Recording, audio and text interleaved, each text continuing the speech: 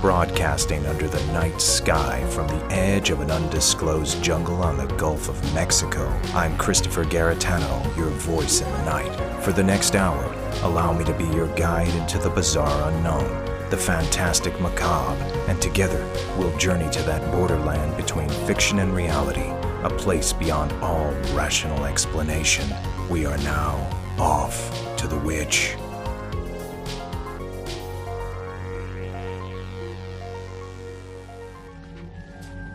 What is this place? This was their burial ground. Whose burial ground? Micmac Indians. I brought you here to bury Ellen's cat. Why, for God's sake? I said why, Judd? I had my reasons. Soil's thin, but you'll manage. That was a scene from the 1989 motion picture Pet Sematary, written by the mighty Stephen King. Adapted from his own novel, it's a story about bad ground and how it consumes a family in Maine, USA. In folklore, the message is consistent. All that inhabit and tread upon sour soil are doomed by the mysterious and ancient energies that flow beneath. We all grew up with campfire tales like this one, and Stephen King himself revisited the theme many times, including his 1977 novel The Shining, about a Colorado hotel and a family doomed by its power. The stories often regard native burial grounds and trespassers who disregard warnings that the very land is cursed. But what most don't realize is that these fictional yarns are inspired by real accounts. Tonight, our guests will tell us their experiences with bad ground in a remote town in Pennsylvania. Maybe you should leave the lights on for this one. I'll return after a commercial break. After these messages, we'll be right back.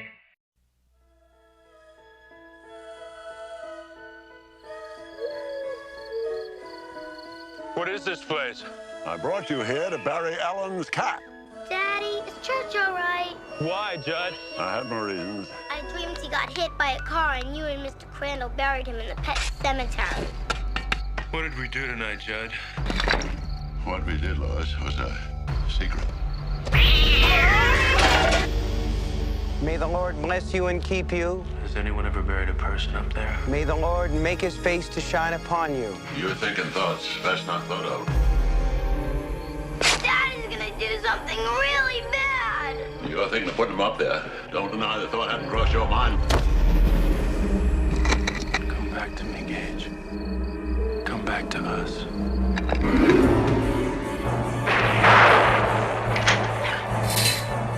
Paramount Pictures presents Stephen King's all-time best-selling tale of horror, Pet Sematary.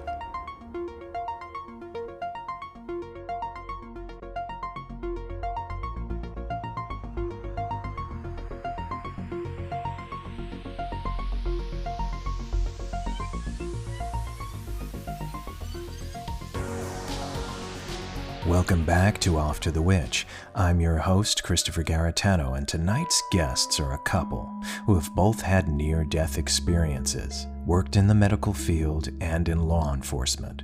They found each other in common interest and together forged a mission to not only understand the dark side, but to transform it and help those who are unwillingly consumed. Serenity Jenny and Dave Spinks both believe that there are demonic energies consciously affecting human beings and destroying lives. They recently spent weeks at an undisclosed location in Pennsylvania.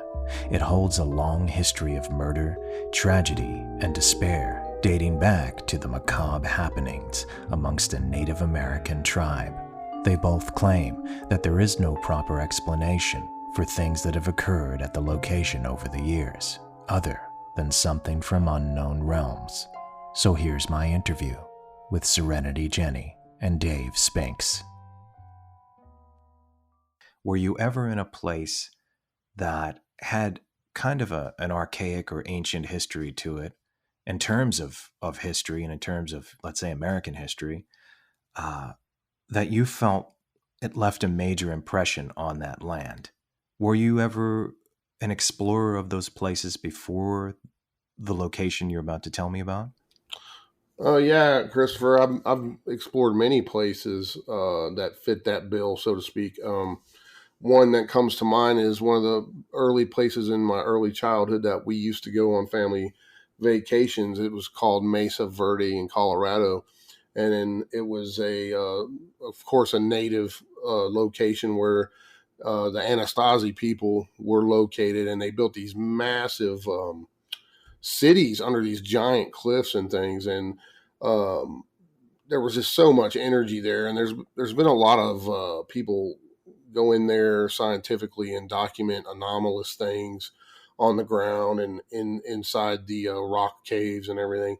And those people, they still don't know what happened to them to this day. It's like the whole race of that particular people just up and disappeared. So it's a fascinating story. Another one would be the house I investigated in Wilkes-Barre, PA, known as I called it Wicked 46, and I wrote a book about it because it's another one of those places that has ancient Native American ties, and the Shawnee and several other tribes would grow their medicine there in the waters there. They had their medicine gardens, and when the Europeans came over, there was many wars fought there, and the native people were all but run out of there, and many were killed, and many on both sides were killed. But the natives were all but ran out of their sacred medicine garden areas, and their graves were desecrated. To this day, they built that house was built on top of Native American graves. And I think that has a big influence on some of these negative type haunting locations, because they've basically desecrated those ancient sacred lands. And, a lot of Native tribes put elemental guardians on those lands, and when people desecrate them, they don't like it very much, and a lot of bad things seem to happen in these locations. And I wanted to speak on that for a second, because in a lot of cases, anybody that disregards a burial ground or a sacred place almost scoffs at it, laughs at it. There are occasions where bad things happen to those people following the actual desecration of the graves, which leads me to believe in a lot of cases, if you can gauge that people like that make the decision to destroy these things because they don't believe that anything could happen to them. And so how would you explain something following? Let's say a group of people come and just destroy a grave site, especially a spiritual culture like the Native Americans, and something happens to them after. What is that? What exactly is happening? Well, it's not to say it's going to happen in every case, but we know there are literally thousands of documented cases from around the world where people have come into an ancient site. A couple I can think off the top of my head right now. How many people have we heard about that go to Hawaii and they bring back some of the lava rocks from the volcanoes there, and all of a sudden they have all this bad stuff happening in their lives, and they can't figure out why. And I then saw it in the Brady Bunch. yeah, and that's a true thing. I mean, that's happened to literally hundreds and hundreds of people, and they end up sending those rocks back to Hawaii and asking somebody with a note, "Can you please put this back for me? Because since I took this, I've had all this bad stuff happen in my life." And in a lot of the cases, when they do that, then that goes away. There's been countless cases of this over the years documented from around the world at Aboriginal sites, at in Hawaii, and in Native American sites to boot. So, what is it? What is it that's going on here? As an investigator and a researcher, we have to take all those things into account, of causes of possible hauntings or poltergeist or type activity, or even worse, people have claimed to have been killed when they desecrated a location, and come to these really just horrible accidents and different things like that, So, it all depends on what your belief system is. I guess you can chalk it up as coincidence, or you can chalk it up as you really ticked off some sort of ancient spirit or guardian of that land of some sort. But why do you think it is that, and of course, like elders many generations ago believed in these things? This was not entirely argued. It seemed to be a part of life. These are just things you believed in. Normally, I think more so than now, or at least in the last, I don't know, 100 years or so, people seem to move away from that spiritual perspective. Why do you think it is that people moved away from that perspective and ignored it, even though throughout that time period, things would happen and people are just so quick to ignore or dismiss something? What was it that you think was introduced that more people adopted that perspective of ignoring things or just kind of dismissing it away and disregarding the supernatural? Well, our generation, so to speak, we were, our parents had their beliefs and the little things that they did that were superstitious, and we don't do this and we don't do that because of this. When you're Irish, when someone would die, they would cover up the mirror, any shiny surfaces in the house, because they believed that evil spirits would come and take the spirit of their loved one through those shiny surfaces like mirrors and windows and different things. So everybody has their own cultural belief system, and it's ingrained in us for many generations, because certain things are just taboo. We just don't talk about those because it brings it closer to us, or we just, this is what we don't do in our family, and it could be a whole plethora of many different things depending what your cultural background and those teachings that have been passed down generation to generation to people.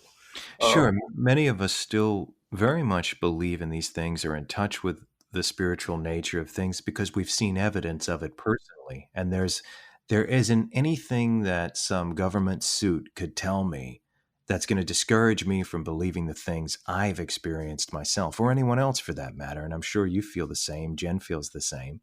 But why is it, do you think there's, and this is a topic I've brought up before, do you think there's some kind of influence to move people away from that spiritual nature perspective, to conceal it or hide it or keep it from us over a period of years? Some people believe this.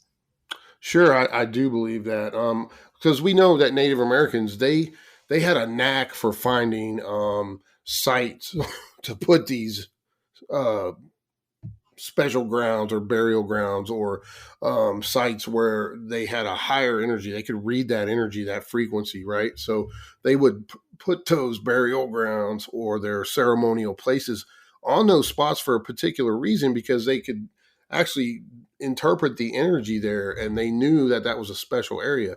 They have some cultures have a very distinct knack for knowing these things, and it's ingrained in them for many, many generations. So, I take it to heart when a tribal elder tells me, hey, you don't want to go in there. It's bad juju. You just don't go in that area. And it's, they know these things, and I listen to them because I've had some crazy experiences, doing what I do. And that's the thing with what we're talking about today. I'm known for really immersing myself into some of these locations to try to get to the base or the root cause of what's actually going there. And sometimes it's to my own detriment. I've had attachments from some of these locations, but I feel that, by really spending a significant amount of time in a location, not just your run of the mill, paranormal guy who goes in for one night and tries to document evidence. I think by going in there and living in there for 24/7 for a number of days in a row actually puts you in the same situation as, say, that homeowner that may be living there, that's experiencing this stuff on a daily basis. You're more apt to capture something that's unknown, or something that's going on that those same people are experiencing by doing that, because you're in there more time. It's common sense. The more time you spend in a place, the odds are going to go up that you are going to capture some phenomena. And that's why I think it's important to do these type of things. Sure. And I trust that, after listening to you and knowing your story, that you're a believer in these other realms, that you believe in a spirit, you believe that we move on to another place. And I think a question that's on my mind right now is that, knowing that some negative things could happen to your detriment with you visiting these locations, why do you do it? Well, for me, it's kind of like my mantra. It's like some of man's greatest unanswered questions, so to speak. And I want to show the public, or share with the public, what I've experienced and what I know to be real and what I feel to be real. Because I think it's important, because we are all trying to reach a higher level. Most people are walking around with their heads buried in the cell phone, and they're not paying attention to their surroundings or anything else spiritual, or anything else of the sort, because they're concentrating on the 9 to 5 job, the kids, the whole, as Jen likes to call it, the 3D world. I'll use some of her lingo, but and it's true though. How many folks actually go out? I know you are probably like I was, because we come from pretty much the same age group and same generation. We used to play outside all the time. Like, we would get in trouble because we wouldn't come in for dinner when the street lights came on. All the time, in the snow, Yeah. summer nights, all the time. And people just do not do that for the most part anymore. The world has changed significantly. It actually takes both parents working full time to raise a family and pay the bills now. It used to be, in the old days, it was one parent, a single parent would do most of the working, and the other parent would stay home if that was the case. But, it's just not as like that anymore. And, growing up the way I did, I mean, we were outside and we noticed things, going back to, we're all trying to reach a higher enlightenment, a higher frequency, as Jen calls that too, right? So by knowing things, knowledge is power. So the more we know and the more we concentrate on our environment and these undocumented type of paranormal phenomena, supernatural happenings, the whole 9 yards, I think it adds to our knowledge base and then lets us be where we're supposed to be as human beings. I think we've been, and that's a whole nother rabbit hole we could go down. We've been lied to for generations, and we haven't been told the whole truth. So I think it's three of man's greatest questions. What happens to us when we die? Are there unknown creatures walking among us? And are we alone in the universe? And that's why I put myself in these predicaments, because I'm trying to find a little piece to that puzzle. And, it's fascinating to me when I capture some true paranormal or, some unexplained phenomena that you just can't recreate scientifically. Right. And this is my last question before we get into the history of the story and the location that you've recently explored. But here's the thing, and you just said it, what is it that they're trying to get us away from? And they are getting us away from it. And unfortunately, very soon, and I mentioned this today in a post, in regard to a previous episode about the Polybius game. Many years ago, it was said this game was introduced to begin to control the minds of its player. A lot of people don't believe it, but we're on the precipice of everyone just about accepting a chip into their brain from a procedure. You're in and out the same day, and eventually, within a decade, I'm sure, it's going to be no different than the science fiction Matrix movies that have been presented to us, or a multitude of other stories that are like that. Whereas anything spiritual, anything you're existing or experiencing, mostly all these new generations and many people from our generation and beyond are going to go into this thing because the temptation is going to be too great. Too many things for them to experience will be available in that world, and they will release. Do you think that is the end of spiritualism for the people who will accept that and go into that world? Well, that's a great question. And that's a great observation, because, if you're a Christian and you read the Bible, they have all talked about in the Bible for many years about the mark of the beast, okay, getting put on you, whether it's a tattoo, some kind of symbol or whatever. So if you subscribe to that, then you could consider putting a chip in your brain, the same type of thing, because you've given up all control of yourself. Because let's face it, if they can put a chip in your brain and they want to control you, they're going to control you.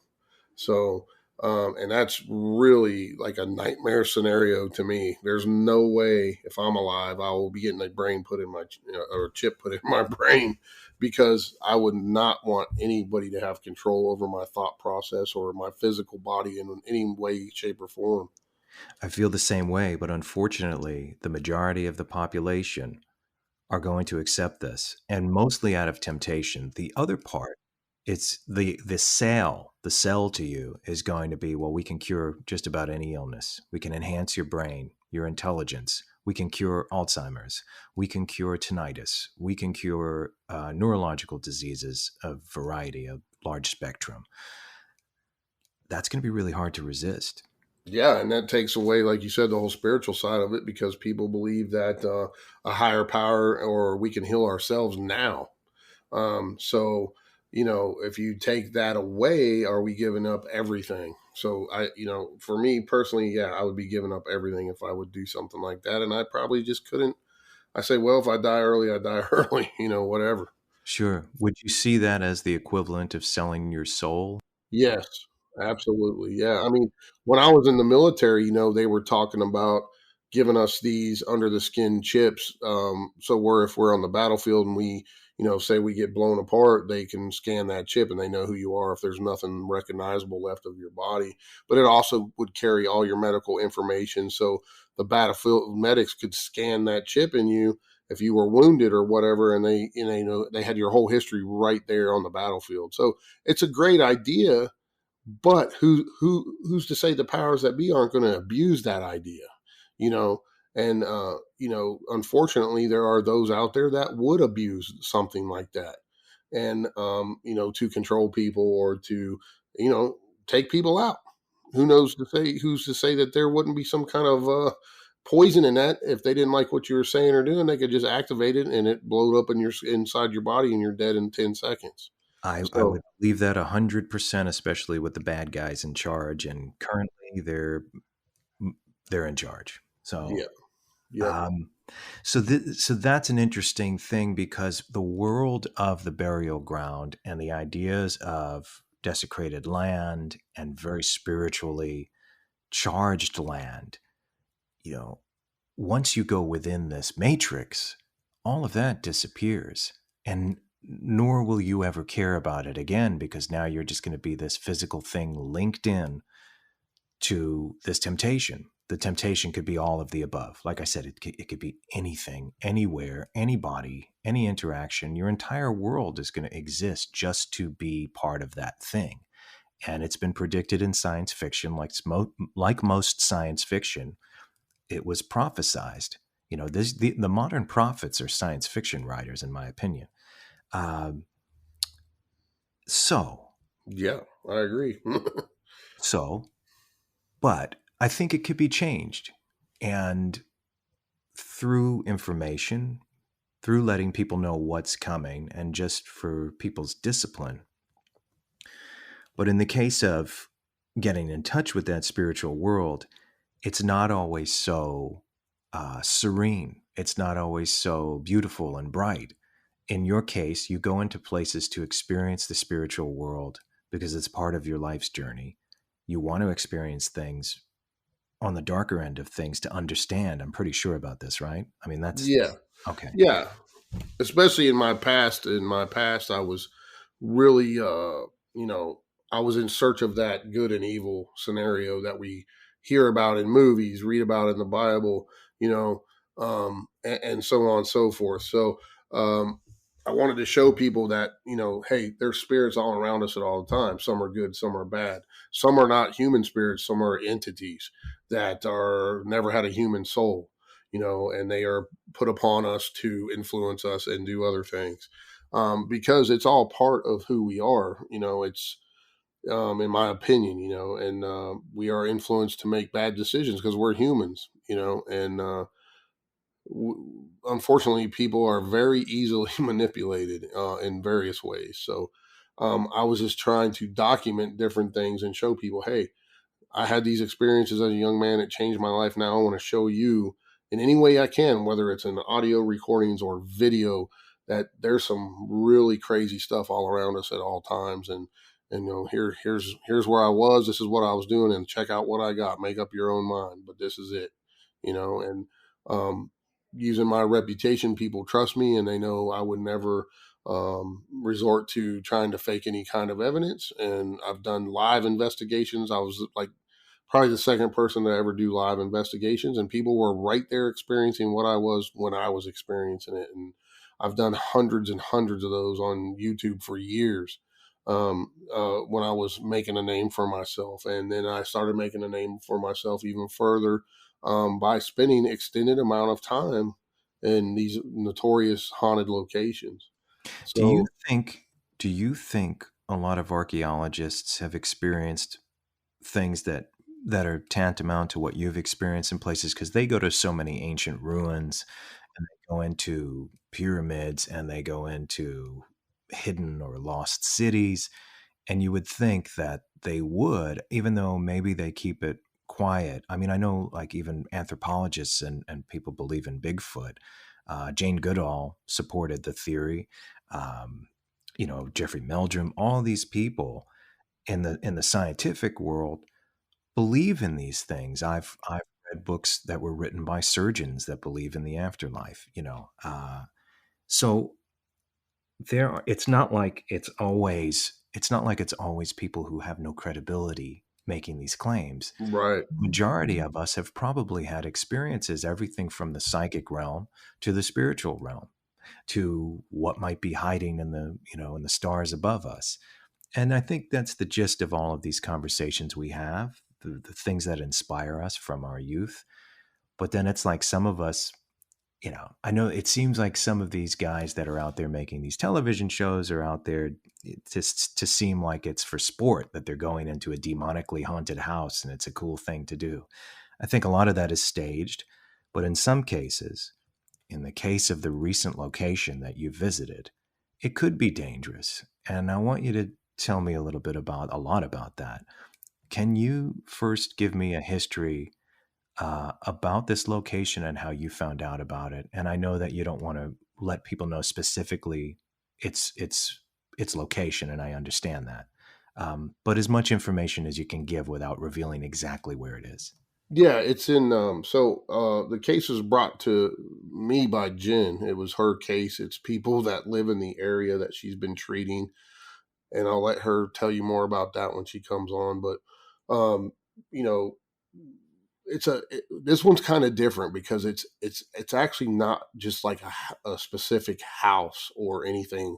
It's an area of about 2 or 3 square miles area where just a highly unusual amount of suicides, murder suicides, pedophilia, just a ton of it, drownings, all this really bad energy and death has happened in this little tiny community. And it was so unusual when she told me about it. I was like, oh yeah, I definitely want to go check it out and see what we can get. And and she can fill you in on some more of the numbers and stuff because it's an ongoing investigation right now. We've already spent an entire month up there, and we have more days to go yet. So, but when you run into a place that has so many things, and then what really spiked my interest was they in the woods right there they found satanic, like black magic paraphernalia for rituals and all kinds of other things that as a paranormal investigator I'm looking for those signs because that's one telltale sign that there was something most likely conjured there. When it was conjured there we don't know because these deaths and these incidences and again Native American ties. It's got the early Quakers there. It's got, European settlers who all brought whatever they were doing over there. And So there was let's break it down to story. Like if I were sitting around a campfire right now and you wanted to tell me the story about this place, and because you're really good at this, and I want to frame it out that way for the audience because I think it's going to grab them completely. First of all, you mentioned that there's a history of everything from murder to pedophilia. Are you suggesting that I just want to clarify. You're suggesting that everything in modern times has those things happening. So something that is permeated into the ground, whether it be energy or its own history, has influence on anyone in that area? Yeah, so let me go back further. So after Jen told me about this location and then what was some of the stuff that has happened, and we've been finding out even more since we've been there. She took me over to meet the people that own the property. First time I've ever been there to their house. Never met them before. So I go into the house and we're talking to the woman with Jen and everything, and I sat down on their couch, and I kid you not, within 2 to 3 minutes, I was passed out like a light on the couch. I wasn't tired or anything, and I went into this weird vision, and it was really profound. It was in color, and I saw these people that looked like they had, I don't know, pilgrim or Quaker type clothes on. It was at night. They were around a fire in a circle. They all stripped off naked, and then they put on these black robes, and they had these bowls, and they were doing some type of ritual, and they began passing this chalice around that looked like it was blood, and they were drinking it. And then I snapped out of it, and I was like, what in the frick just happened? And it was like I had some kind of weird, visual, just vision of what occurred there way back. And as that was the first thing that happened to me personally at the place, and I'd never been there before, never met the people, didn't even know the history. I just want to ask you quick, does that happen a lot when you go to a location? No, this just now this stuff started happening to me. Okay, And wow. I was like totally freaking out about it, and I was like, what just happened to me? And so as we spent some more time at the place, we've been bringing other investigators and other skeptics in the place as well, just to get their take and how they feel, and a beginning interview and an afterward interview to see if they had a profound experience that changed their life in there. And when we had the first group in there, we were doing some energy work, and we were sitting there meditating, and I went into another weird vision where I saw this Native American tribe. And I got the feeling that they were ousted from their normal tribe because they were doing what basically amounted to black magic in the Native American world. And they had their whole bodies painted pure white, and they had even their hair, everything was white, and then they had these red stripes on them. And I saw them going from place to place, from tribe to tribe, killing people, and they were eating them. And then I snapped out of that one going, what the frig? This is bizarre. And it felt like I was there. It was so bizarre. So they were murdering other tribe members. Yes. And killing them, eating them, cannibals. Yeah, they were cannibals, and they were eating them. So in my opinion, going back to the whole ball of wax, and then we know there were satanic practices done there in these dark type of locations where very bad things happen, whether it's caused by black magic or whatever. I believe that type of energy or those type of events stay there, and they stain the very ground that it's on, and then it draws people there for generations to do the same type of thing. And I think, this is just me as an investigator and a researcher trying to put together the root cause of what could be going on here. Right. So one thing that's, and I was talking about this with somebody not too long ago. Think about this, and I'm sure you have. What was influencing the natives to do that? It must be more ancient than that history. Right. So we're going down the rabbit hole here, going way back. So is this one of those spots in the world that for whatever reason has some really bad energy, or maybe even, a demonic presence there that is causing these things to happen? So, as an investigator and a researcher, I'm trying to put a puzzle together, right? So I'm like, seems kind of weird that this has been going on for so many years, generation after generation. And we've got the river there. We've got all this stuff going on, drownings, pedophile, murder, suicides, and everything else, the whole ball of wax in this little tiny area. And there's just way too much of it for it to be a coincidence. It's happening over and over again. Sure. It's like the scientific community, just some people on the fringes of it have said this type of effect on the human brain is a geomagnetic thing. The spiritual community in some cases call it demons, and in other cases they say, well, the ground is bad, just simply bad place. Right. Maybe all of the above are true because it's all perceived in different ways. Absolutely. So you have to look at those things and you have to think outside the box, because just take a large city, for instance. Sure, you're going to have murder, suicides and murders and pedophilia and all that. But this is a small community. And the percentage of the number of, just outlandish deaths and murders and stuff is astronomical per capita. Right. So when you see a location that has this many tragic incidences, and it's got just all this dark stuff going on, you have to look at it and say, what is going on here? It's in my book, in my opinion, it's most definitely supernatural related. Definitely 100% in my book, because I've been doing this for 30 years, and haunted locations are a dime a dozen. But when you come across a location like this that has so much bad stuff going on, there's a supernatural or paranormal link to it in some way, shape, or form. And sure enough, there is, because we know there was black magic artifacts found out there, ritualistic, items found in the woods. We've got numerous drownings, murders, suicides, and we have someone had brought a murder victim's clothes from Pittsburgh many, many miles away and dumped in the woods there. Now, why would that's bizarre. Just like many locations throughout So history. it draws that dark energy is what I'm trying to say. Sure. And it's so fascinating to me. I mean, obviously that's the theme of this discussion and this episode. And I think the issue with a lot of people is that they feel like you have to choose one perspective, and that perspective would be the finite. In other words, well, scientific measures say there's large spikes in geomagnetic energy, so that must be it. But it's like, how do you exclude? There's much more to that. Of course, our instruments are going to measure something, but that doesn't mean that's the only thing that's happening. And I think so many people are just lost in giving something a finite explanation, which we don't have the capacity as human beings to do that. No. Of course, there is a spiritual realm, and there is something else to this.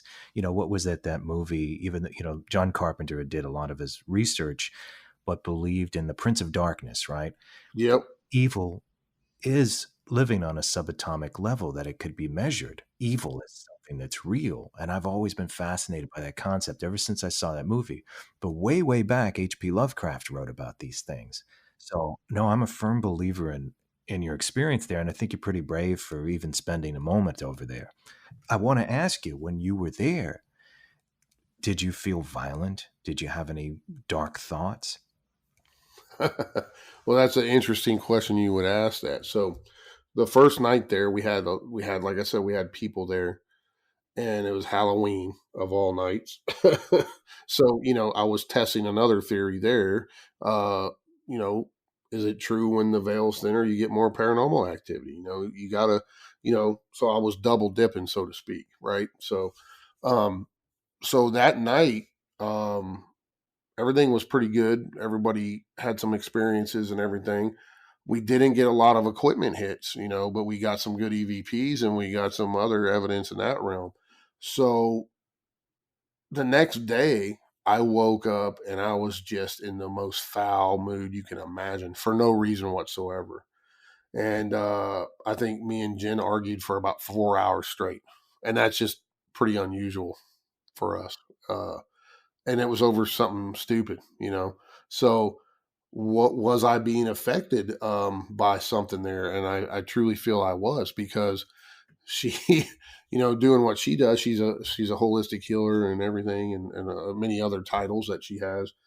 But she threw me some frankincense, wasn't it? Was it frankincense? Yeah, she threw me frankincense and told me to bless myself, and I did, and my whole attitude changed in just a few minutes. And I am so interested in hearing Jen's perspective on this forthcoming. I want to get your experience first, and so that what you just said has happened a lot. I've read a lot of cases like that. People walk into a house, they're a fantastic couple. They're a fantastic family. And then you hear out of the blue, the father killed his children and his wife. And it's like Yep. no one suspected that anything like that could have happened. And then they just Right. brush it off like, well, maybe there was just a private conflict. Well, why not consider something else is going on? And I know it's an old story, but it's a story I grew up with in my neighborhood, not far from my house. The Amityville house existed, the real one. And the Ron DeFeo murders were a very real thing. And it was said, and it's now folklore, that he was influenced by something to kill his whole family. There's so many different explanations of it, but again, we ignore that there might be something much more going on by saying, well, I was high. Well, I was really pissed off when I was younger. I was a bad seed. Yeah, but what does that mean? What's the deeper meaning and of that? And is that part of something that you're exploring?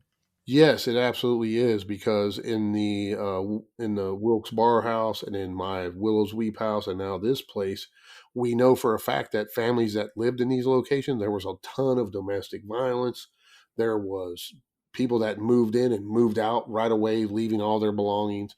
Lots of the people that lived in these locations prior, not specifically this one, but the Wilkes-Barre house and the Willow's Weep house, people that didn't have drug problems or alcohol problems, all of a sudden they were heavy smokers, heavy drinkers, doing some drugs, stuff that, just came out of nowhere. So in my opinion, doing what I do, to me, that's a demonic or negative type of influence that's influencing these people to do harmful things. Because if you break it right down to it, the devil's greatest lie ever was, told that he doesn't exist, and his minions' sole purpose is to seek and destroy families and gather souls. So if they can have someone become a major raging alcoholic or a drug addict and they OD or drunk drive and kill themselves, hey, that's one up on their belt. So that's the way I look at these things, and I firmly believe that there are specific demons in charge of that, and we could get into that on a whole nother show. But we've seen these similar type situations all over the country. These places that have these unusually high amounts of activity that are all negative. And I'm a firm believer too, Christopher, that the blood from these events stain the very ground, and it pollutes the water, the land, and everything. It's just like this virus that gets into everything, including the people, and it totally destroys lives.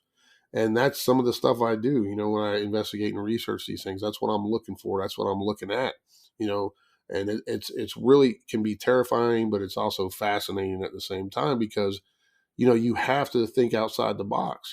Not everything in this realm or world can be proven scientifically.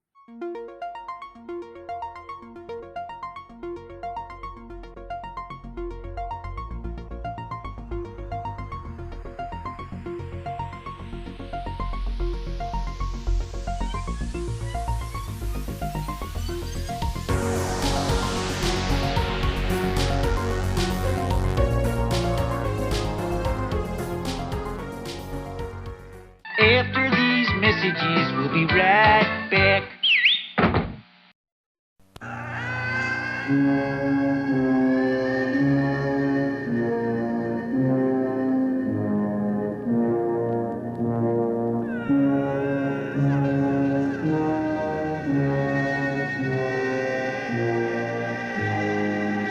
The Shining, a masterpiece of modern horror, directed by Stanley Kubrick. Starring Jack Nicholson and Shelley Duvall. Rated R. Opens Friday, June 13. Check newspapers for local listings.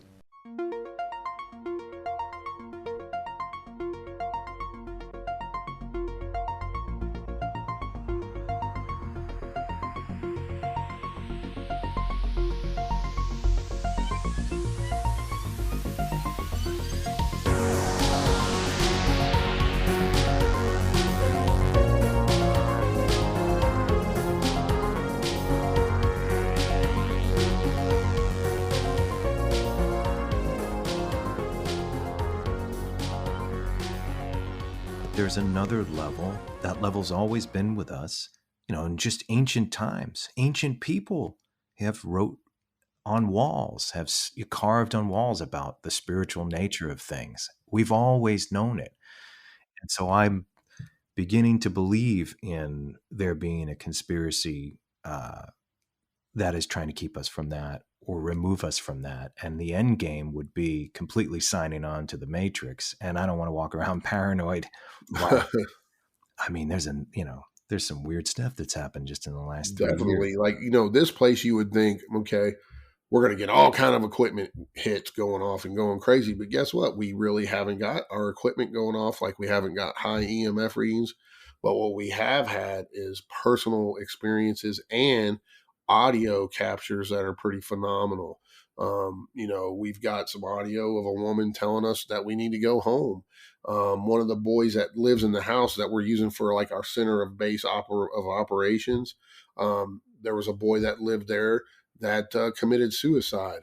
And we got him saying, when we're personally talking to him directly, we got him saying, hey, when I asked, hey, say something, let us know you're here. And he said, hey, and it sounded like a younger man's voice. And in the opening of this second half, I just want to give the audience an opportunity for some of those EVP recordings to be heard by this audience that Dave and Jen recorded at this site.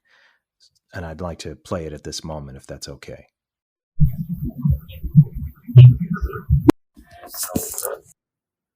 Yeah. And then one thing I need to tell you too is that that day I had a really just vile attitude, and I felt, we knew something was affecting me. I also got really sick for a whole week. When did things kind of hit a fever pitch? Late that night, we had two groups. Well, we had two groups of people there. We separated a group into two groups. And one of the fascinating things we noticed right off the bat was both groups were in different areas of the location. And then when we came to the end of the night, a lot of the stuff both groups got matched up. And that was having them not knowing what the other groups were doing. So that's a very significant thing to go down, because you have two separate groups of people, two different areas of the location, and they're both getting very, very similar type of evidence, whether it's through EVPs and equipment hits and different things. And I didn't see it, but other members of both groups saw these little spark lights. Look like, when a campfire is, when you see the sparks shoot up off a campfire, they were seeing that inside the house and outside of the house. So can you describe the location to me? Because when I was listening, I'm under the impression that everyone's camping out in the woods or something. So what is the location? It's just a house out it's out in a very rural area, surrounded by woods and fields. And the house is, just an older type of farmhouse. So it's an old farmhouse, and there's a lot of acres surrounding it. Is it isolated? So there's other houses around it, but not a lot. It's a pretty isolated area.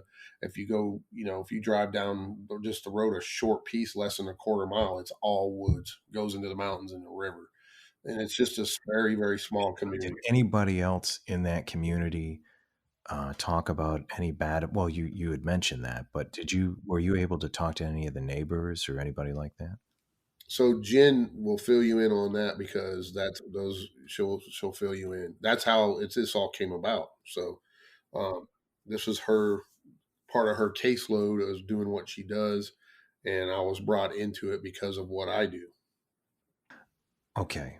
So I guess we could go back and forth a bit, and maybe we could start with Jen. Hi, Jen. Hey, Christopher. How are you? I'm doing well. How are you? I'm doing well. Thanks for having us on. Thank you. This is awesome.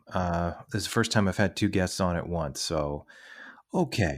How about you start by telling me and the audience a little bit about yourself and your origins, where you were born, and maybe a profound experience that brought you in this type of this field, this type of investigation, this interest. So I was born in southwestern Pennsylvania. I was born and raised there, actually. I didn't even see the ocean until I was about 22. So very rural area. This actually is very close to my hometown. So I have had an extensive life history with my education. I'm a licensed professional counselor. I was a college professor for a short time. I am K through 12 guidance. I worked in law enforcement. I ran 2 different 911 centers.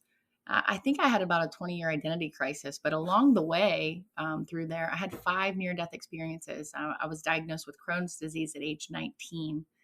And again, I didn't see the ocean until I was 22. They thought I had some exotic disease, but as I got sicker working on the ambulance, they realized it was Crohn's disease. But looking back now, that led me to my spiritual path. So I looked for alternative and holistic means to treat and essentially cure that disease. However, I stumbled upon my own gifts, which were, latent or dormant. My mom was Native American. We were Cherokee and Blackfoot, but my dad laid hands. And I was just trying to grow up and be normal and be a therapist and a professor and have summers off and free tuition for my kid. But Spirit felt that there were other things I needed to be utilized for, and it birthed a psychospiritual practice, so to speak. I left drug and alcohol counseling. I did that for 6 years. I saw patients, private practice wise, and taught at the college. I quit all those jobs in one day because I got a spiritual message that said, I am no longer in the right place. And I need to use my gifts and combine them with my traditional education. And I need to help people holistically heal. I was seeing holes in souls in rehab. I was seeing people's dead relatives. I was seeing their trauma points. I was seeing things spiritually that couldn't be explained via traditional counseling or how I knew some of these things. So all of this led me to where I am right now. And I am able to assist people not only psychologically, emotionally, behaviorally, physically, but now energetically and spiritually as well. So in regard to this location now, all of the things you've learned and have been inspired by, directions you've taken, what's leading you to this location? And if you can tell me a little bit about the location, how you found out about it, and then how that evolved from there into your investigation with Dave. So treating the experiencers of all things paranormal, extraterrestrial, I have quite a rap usually around what I do in my practice. So I have a very niche practice. So people would seek me out they would stumble across me for traditional counseling needs. I would have to refer them to a colleague that does traditional mental health counseling. But I seem to attract quite a number of people from this same area. And when I started seeing the patterns, different people having very different demographically speaking people. I can't give you too many case details, but I was seeing patterns. And when I started seeing the patterns, I was like, whoa, this is way bigger than I've ever seen in my history. And I've been doing this for probably almost 10 solid years now. I call it coming out of the closet, like light worker closet, being a psychic medium, treating people clinically and determining what came first, the chicken or the egg. Did the mental health symptomology come from having an attachment, having some experience with energy, or did the mental health create a fracture, or the trauma point create a fracture that something came into? That's so enigmatic. I've thought about this. It's like, I think we've only understood so much of it. And obviously this is on your mind every day and on Dave's mind, that you must consider something much greater than damage to the brain, an anomalous, birth defect, chemistries. All of these things, of course, can be studied and registered, but there's something much more there at its influence.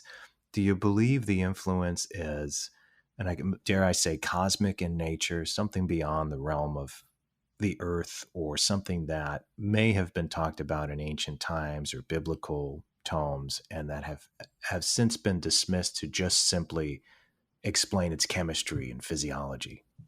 Well, it really has been my experience, Christopher, that if a client, I have a lot of children, a lot of children come to me, their parents are frustrated with the medical system, the educational system. And if we treat a child on a neurobiological level and we medicate that child, we do behavioral therapy, and nothing helps this child, if we treat them energetically and spiritually and they get better, what is that then? We've solved the problem energetically or spiritually. I mean, I'm a 4-time Reiki master. I'm a shaman. I have more credentials than I even care to explain at this point, because it's so almost embarrassing, but I just kept trying to seek further knowledge and understanding why we weren't incorporating, and I'm talking beliefs, cultural beliefs from thousands of years ago. Why are we not incorporating spirit into our biopsychosocial analysis of this patient client who has this presenting issue that could be very well explained? We can treat it non-invasively. We can help them, cost effectively, and there's no recidivism. So why aren't we incorporating this? And the answers are kind of staggering and very disappointing and disheartening, because it's big business at the end of the day. Of course. And the other thing is, I'm assuming, just from things I've read and understood over years and thought about, that the psychological community might just simply try and, well, they would support this idea, but say, well, it's catalyst, it's placebo. And that's great because placebos work. But they continuously, it's almost like they're bred to dismiss the idea that there's something else happening, something beyond our current comprehension, maybe something that people way in the past understood. They didn't have any scientific register of it, but they understood it to be real. Am I on the right track? Absolutely. It's definitely, we're not trained in anything psychospiritual in nature. I mean, I had to seek that. I had to create $100,000 educational path for myself after I had $100,000 educational path. So it wasn't a fun process to go find out what chakras are, what the energy body is. I mean, I heard you say earlier when you were talking to Dave about, I think you referred to a neurosurgeon with an afterlife experience. I actually met a man named Dr. Eben Alexander who had that experience. He wrote a book about it, Proof of Heaven. It's some of the earlier things I cut my teeth on because I was trying to explain this to my colleagues, where I could see spiritual indentations, so to speak, in a person's energy field where their trauma points existed. And if I could just train other clinicians, it would help us so much, help these people who are suffering. And they don't all need medicated. They have holes in their souls. Giving them a medication is a moot point at that juncture in the treatment plan. They're not getting better from it. They're getting worse. And we have other issues in symptomology now to treat. So it seems like more of your interest is less about proving, because I feel like we have a lot of evidence that there's something much more going on here. Even quantum science is starting to say, hey, there's other dimensions, there's other things happening. So it's less about proving it to the people on the news that'll come and give everyone permission to think, as opposed to just going directly for the cure of the situation. So you're attracted to this place that has, as the old ones, the elders will put it, just really bad ground. It's a bad place. You're attracted to this place. Tell me why and where you go from there. So this, like I said, this was not far from my actual home where I grew up. And growing up around this area, it's an infamous area. A lot of deaths occurred. I did work in the ambulance in my hometown and in surrounding areas. I worked for 911 in several counties. I am aware on that level of all the tragedy that had happened. I was not aware of how concentrated it was. It was unbelievably horrifying when I started to plot this. And I just sat down in my center one time and I thought, there's too many people from the same road coming in here. That's really odd. And I asked one of the clients that I had, I said, what do you know about this area? And there's a disturbing detail we're purposefully leaving out because it would mark the location, but a lot of children, have been in this area. And it's disturbing on that level because there are children that were affected. Like I said, I can't give you the case details, but the families of the children that were affected that live on this road all agreed with me when I presented. I was like, there's something wrong here. So Do I want to prove anything? Yes and no. One is that in the mental health community, a lot of these mental health conditions that were improperly diagnosed, misdiagnosed, misunderstood, this is a huge teachable moment that we could use and say, hey, listen, you're missing the mark. And here's why. And here's the proof. And here's the disembodied voices and the scientific evidence. That's why I called Dave and I said to him, this is an opportunity for us to present something that really hasn't ever been done before. That's what we're trying to do with it, Christopher. We're trying to show people, hey, there's much more to this stuff than people even realize, and we're trying to show it based off the evidence and what we know factually. So And see, it's such a powerful concept, and the story itself is as well, and the history you're about to explore. And yes, it does change things if you can present questions, and that's literally what I'm trying to do right now, just as an observer of your experience and your story, is I'm trying to allow the audience to just consider some things, because so many people are susceptible to, if there is a distraction, they're susceptible to that distraction. And this conversation allows them to consider more, even of their own experiences. A lot of us have had, a lot of us have gone to a location and have felt terrible, maybe worse than that. A lot of us have had an experience in a home where we may have seen something that shouldn't be there. And these investigations that you're both partaking in, they go further. It's not just, hey, there's a ghost in here, how cool. There's something much more to this. This land has been the center of some very horrible things throughout the ages. Who else would investigate this? If it's not you, who would it be that would take it seriously enough? Well, I think, Christopher, that this location is an extremely active area, and it's a hotbed, so to speak, with activity, and so many different nuances and aspects can be teachable moments.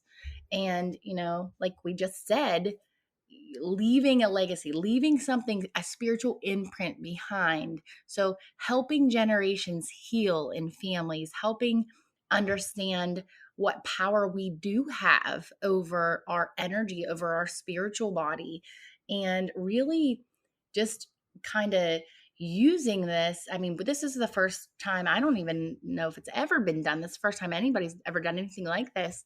And really helping people evolve into their truth and their own knowing. So helping them define what gifts they have, what understanding they have, and maybe break some barriers along the way with the narrow and rigid ways that have been, let's just say, brainwashed into us. I've run into a lot of liars in my life, and they're easy to recognize. They seem too rehearsed. They have very few things to say in terms of detail, places, dates, locations, and they seem too intent on having you believe them. Whereas you have credible people throughout history that have witnessed the entire spectrum of the supernatural, and that includes beings from other planets, all of these things, people in the military, astrophysicists, normal everyday people. And so it's hard to deny at this point, especially after the government has admitted to some of these things, and you have presidents and you have kings that have seen ghosts, okay? I mean, when are we all going to unanimously just say the supernatural is real? It's real, okay? How much of it is real? How much of it has been made up throughout the years? And can we now reevaluate history? And if you can do that, the things that you're doing now, you're acknowledging that there might be these negative, I call them cosmic energies, whatever they are. They could be from other dimensions, demons, however you want to perceive them. But you're saying that if we learn about them and figure out how they affect us, there is a way to deal with it and extract them or protect ourselves from them. Am I right about this? Absolutely. These are just like, supernatural coping strategies, if you will. I mean, as a therapist, we teach coping strategies for anxiety, for relaxation, for stress management. Why can't we have a set of coping strategies to deal with energy, to deal with spirituality that is coming up, it bubbles up in us because that is what we are. We come from some creator source, whatever that is. It's been proven that the body changes weight from 21 to 26 grams at the time of death. Science has proven something's leaving the body. What is that? How can we develop it? And how can we teach our children and ourselves how to exercise that spiritual, energetic body, just like we exercise our physical body? I agree with that 100%. I think when as strong and forward as you're coming from a place of a lot of research, and sometimes I interview people that I feel that they've read things and they've approached things, but perhaps maybe they didn't have the experience they're telling me. And I have that experience too, but I also have talked to people that I believe are 100% credible, including yourselves. I feel like you've had the experiences that you say you have, and that your approach is very practical, especially when acknowledging that the supernatural is real, that these energies are out there, whatever they are. I don't know what they are. I've experienced some of them myself, and I can't put a finger on exactly what they are.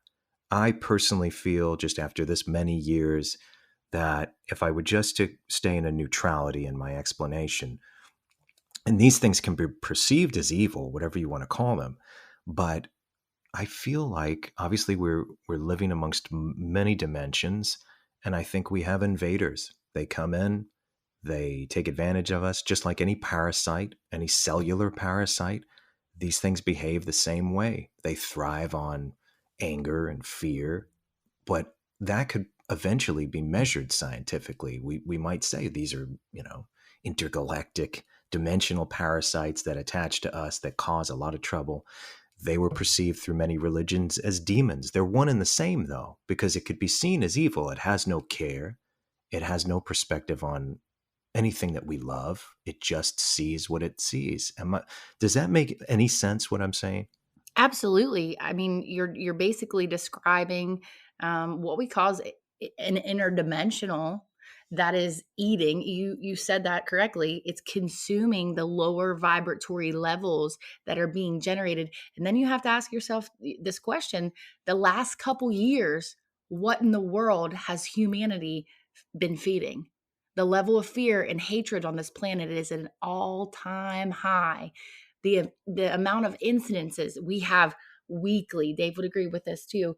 We get calls daily and weekly. We can't even keep up with things. We just can't keep up with the amount of calls. And if there wasn't a need, I wouldn't have a practice the way I do. He wouldn't be in demand the way he is right now, because it's almost like it's so topside. It's in our faces. We should acknowledge it, learn from it. Contrast is some of the best teachers in the world. Like, that's going to force us to step into our truth, into our abilities, and into our evolution and our ascension path. So in regard to this location, there's obviously something, and again, it can be perceived by this word, but we can call it demonic, something dark, something evil at its core that might be influencing all of the things that have happened there. Everything from native tribes devouring each other to murder, abuse, oppression, everything that's happening in that location. Do you believe that these entities or forces, whatever they are, have been an influence on this land and on the people that have lived there? Absolutely. I mean, one instance, somebody left that home and went and took their own life. In another instance, somebody was related to somebody in the home and went to a farm right down through the valley and took their life. This is not a coincidence. There's too many patterns that are being just brought to our attention, and you can't ignore it. After you have maybe one or two, okay, we could probably attribute that to something else. But when you have 4 murder suicides in 1 2-mile square radius area, that's too much. It's just too overwhelmingly tragic. And that's just the tip of the iceberg. So yes, there's something affecting these poor Yeah, people. because it's a microcosm in population size Absolutely. compared, in a big city or a much more populated area. You could look at that, numbers wise. Well, you have this many people living in an area, so that's going to happen sometimes. But you're talking about a very, very rural area here with not very many people at all, and that's just a couple of the incidences. There's a Mhm. lot more suicides and everything else that's going on there too. So, it's no coincidence. Absolutely not. There's no way. These ideas have been considered. I've been thinking about this for years. Years. Like, why is it that a loving family can just turn into murder, fighting, physical altercations, hatred, anger, revenge, all of that, just because it seems sometimes it's so abrupt in relationships. And I remember seeing a program, I think it was Unsolved Mysteries way back, and it was a new married couple moved into a house, and then soon enough, their relationship became vicious. And, the gentleman that was explaining the story, he was the husband. He eventually said that I just felt something was in the damn house. As soon as we realized we weren't alone, we got out of there. And then their life improved after that. But he stopped in the middle of a really bad fight that could have gone into a place where, somebody's life was taken, and said to her, there's something in this house. We have to get out of here. Like, just realize that there's something really dark and heavy here and we need to go. And I wonder, and again, people should take responsibility for their own actions, but I wonder if a good majority of cases like that were influenced by what you're saying is in that town. Well, you have to think about this too. Not too many people are aware that they are affected on that level. So, I say we all have the ability to be psychic. That's the perception of energy. We have extrasensory perception abilities in addition to our 5 physical senses. So, those 5 physical senses plus the 7 psychic senses or extrasensory ESP senses, clairsentience, claircognizance, clairaudience, it goes on and on. Once they realize that they can perceive on all these other levels, life begins to change. And they are aware, whereas before they were completely like blindsided. They didn't know why they were acting the way they're acting. They didn't know if they were empaths and they were channeling energy or a spirit or some sort of entity was influencing them. People are talking about this now. The word empath is almost commonplace. And people are understanding slowly what that actually means. We have a lot of behaviors in kids. Children are just very empathic by nature, and they're open 99% of the time. A child's cyclical behavior, if it is not being able to be treated with medicine and or behavioral therapy, they're running other energies.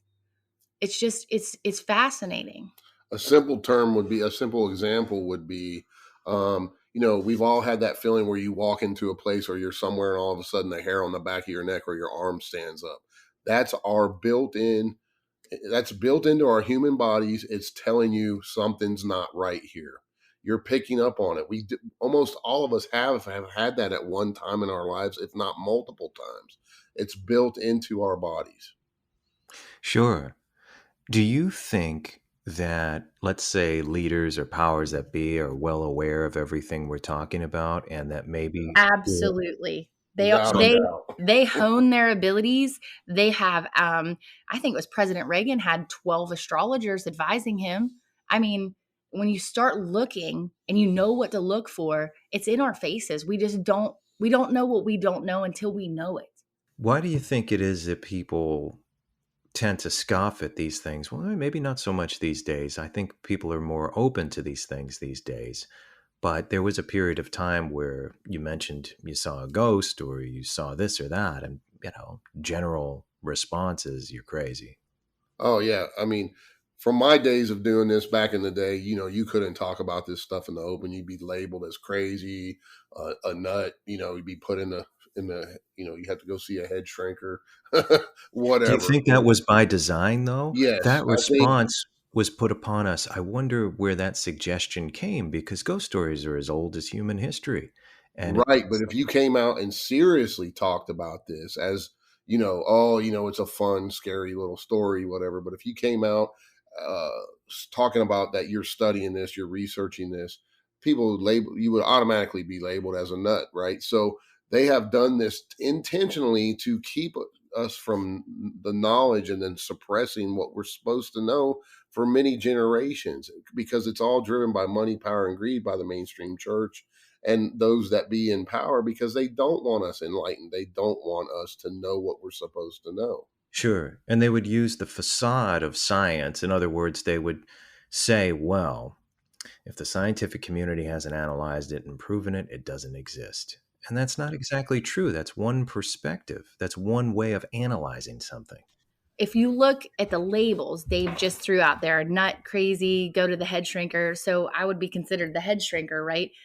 Look at the criteria that we use to diagnose, and who gave us that information? Where did that come from? I had an inability to diagnose clients, patients in my traditional counseling career. I had an existential crisis. I just walked into work one day and I thought, I can't diagnose people anymore. It was spiritual, it was energetic, and it was very profound. My nose even bled for 30 days, every single day for an hour a day. My poor boss sent me to the hospital. I went to the neurologist. My energy was incongruent with what I was doing. I would give everybody the adjustment disorder diagnoses because I couldn't, in any good consciousness, place a diagnosis on somebody when I knew in my being, at the core of my being, I was giving them a self-fulfilling prophecy. The topic of this all being kept from us has been something that I've asked a few people so far on the show, probably in the last month. And just getting down to the idea, or just opening our minds to the idea that a lot of people feel like they can't be manipulated. It's like, guess what? You've been manipulated since birth, 100%. Even advertising, it's all manipulation. And so perhaps we were guided in many ways. And again, I'm a lover of fiction. I love fiction about these topics. I write it myself. But it seems the stuff that I'm writing right now has a very metaphysical approach to it, and almost quantum, in terms of quantum sciences, approaching it in that way, because I take it as a real thing. And I think maybe that's the future of this. And we were discussing our spiritual nature. It's going to be on this episode, obviously, but yesterday, when we were talking about this, we were just talking about the spiritual nature being removed from us by a piece of technology that would be installed in our bodies. And if this conspiracy is real, that piece of technology is going to be pushed upon us, and in a very tempting way, in many different tempting ways, whether it be fixing medical issues or just you can go into the matrix and be whatever you want. I would say 90% of the population is going to dive right in. And so how do you feel about that? Because I think that could be a way of completely destroying the spirit. I absolutely agree with you. And I've seen it happen. I mean, from people getting paralyzed to not having neurological function. I mean, I've seen it in my clinic. I've seen it in my practice firsthand. So I can tell you that, and I can attest to that their spiritual function, their cognitive function has been severely limited. In addition to that, I've had numerous people say to me after being vaccinated and coming and seeking help, I think my soul has been stolen from me. I don't feel well. I don't feel right. I can't perceive things like I used to perceive. I mean, I have tons and tons of case notes that say this, and I can't even write that in a clinical record, because if my charts get audited, I'm going to be liable for that information. Now, going into these locations, and some of them are really charged with some bad stuff.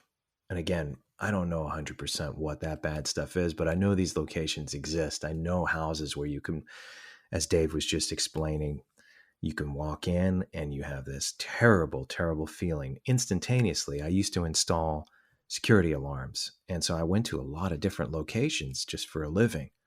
And I remember walking into this place one day and it was in a nice neighborhood, and there was something wrong.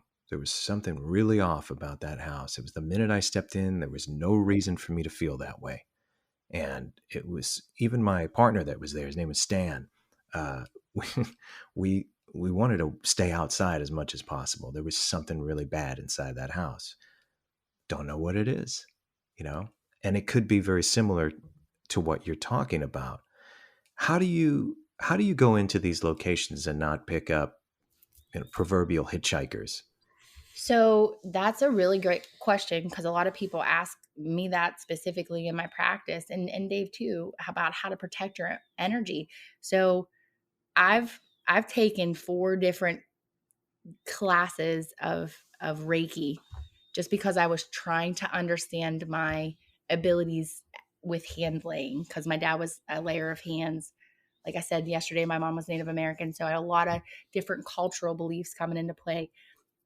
So I was aware of energy at a young age. And everyone has the ability to perceive, like we just said, and receive information. Receiving information is more like mediumship. But, there's a very simple tool that you can use to start feeling energy. And if something feels heavy or light, just like you said, you walked in and it felt off, it felt wrong, it felt bad. That's a heavy feeling, wouldn't you agree? Yeah, of course. Yeah, I mean, someone will say, well, your chemistry was off for the day and you just felt it switch like a mercury switch. You didn't get enough vitamin whatever the day before and it just kicked in at that moment.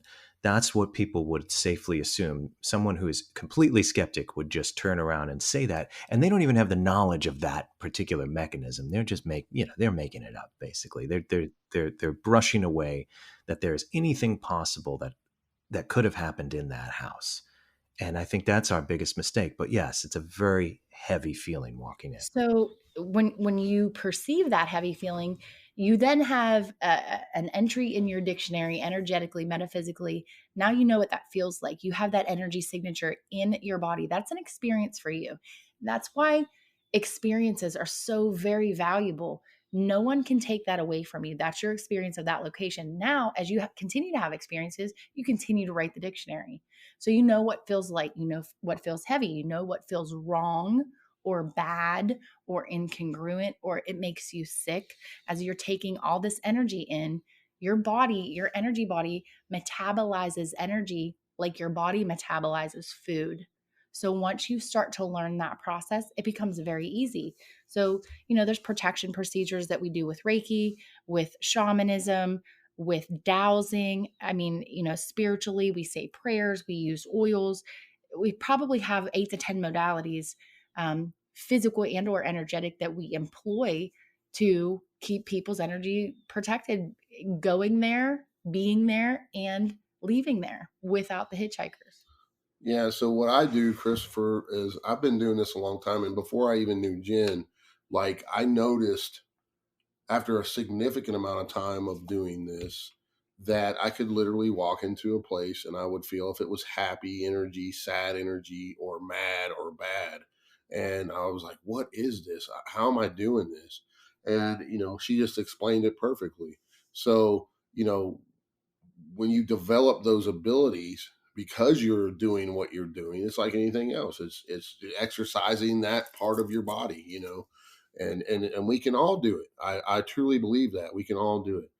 And it's fascinating stuff. And when you walk into that place and you man, something really, this just feels so sad here. Something, a really tragic event happened here.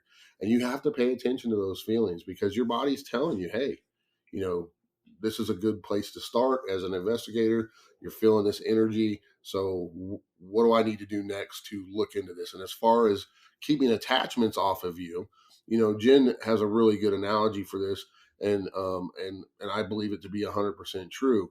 If you are in a high vibrational space, right, your energy's high and good, and you have good intent, those low vibing energies, i.e. demonic or negative spirits, they do not like that, and they cannot resonate as much into that energy field. right?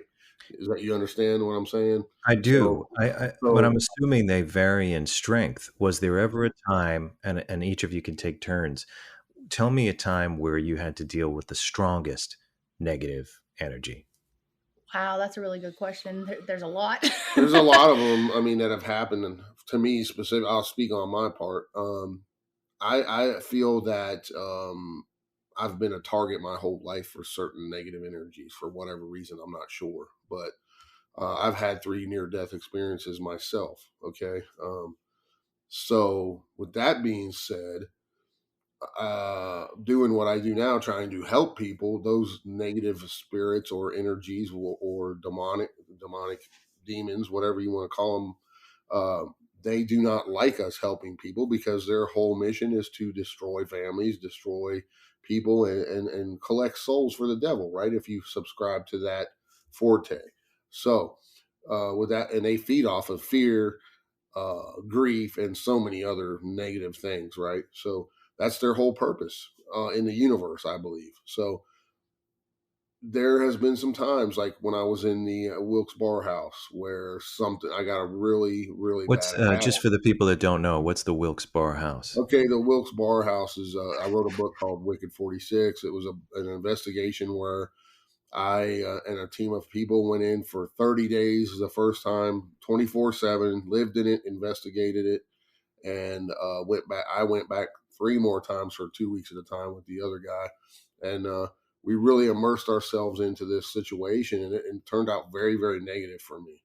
Now, back in those days, I wasn't at the level spiritually that I am now, so I was more of a coming at it from a law enforcement perspective, trying to document evidence, physically document the evidence that we were doing there, and I got a severe attachment from it, and it changed my life. My life went upside down for like 7-8 months. All this bad, I had all this bad health stuff happen to me. Almost went financially ruined, and all kinds of other things. And once I realized, holy crap, I have an attachment of something's attached to me causing this. I went and got blessed by a Catholic priest, and I'm not Catholic, a Baptist minister, and a Native American shaman. And I kid you not, within a week or so, everything turned around. So, and during that journey of that attachment, let me tell you, I had some of the most profound, just crazy dreams you can imagine. And, things were after me in the dreams. Every single night, the same dream happened. And it was just totally bizarre. And I had to come to the realization that I had an attachment. And once I did that, I changed a lot of things about me and how I do things investigative wise now. And Jen, what was your heaviest attack, let's say? The attachment that physically affected me the most, I feel probably would have to be, I was in my center, to be honest with you, and have this beautiful 2,600 square foot facility with some practitioners that I've trained, some other clinicians that I've trained, a full staff. And I was walking through the back room, and I felt like a tentacle came up out of the floor and attached itself to my right butt cheek. And I'll be honest with you, it felt like I got harpooned or stabbed. And I was hospitalized for 8 days. Wow. And what did the doctors say happened? So I have Crohn's disease, and I had 22 feet of my intestine removed when I was 19. That was one of my near-death experiences. And I have an ilioanal anastomosis with a J pouch, which basically means I have an internal colectomy. And in the back of the colectomy, which is like a pouch inside my abdomen, is this abscess on the back of my pouch. And it wasn't there. They don't know how it got there. And this is how we know it's supernatural. I work with a lot of people, cosmically, metaphysically, spiritually. Like Dave said, I have everything from clergy to shamans to galactic surgeons. I mean, I have some pretty wild assistants out there. So when I do get in trouble, I do have people to call. I have to ask for help. I have to know when to ask for help. We all have a limit, and I needed help.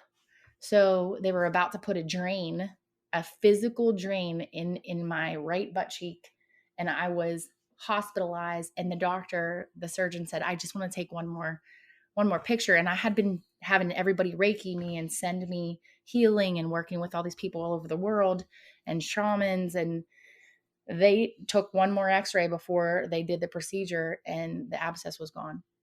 It was completely gone. So that's how you know it's paranormal in nature, supernatural, because the physical condition failed to exist in moments. So, and that's just one story, but I will tell you, Christopher, another very scary story about an attachment energy. It's probably the most profound to date that I have ever encountered.